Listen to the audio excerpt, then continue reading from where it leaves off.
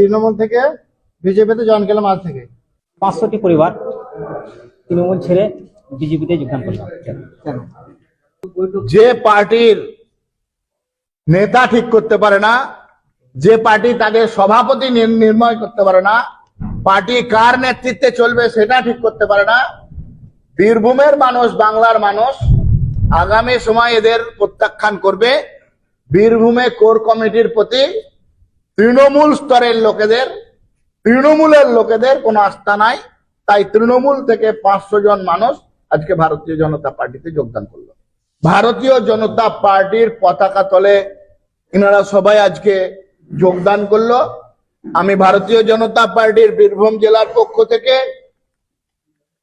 এদের সকলকে আমাদের বিজেপি পরিবারে স্বাগত জানাচ্ছি। এদের মাধ্যমে হাসন বিধানসভায় ভারতীয় জনতা পার্টি আরো মজবুত এবং শক্তিশালী হবে।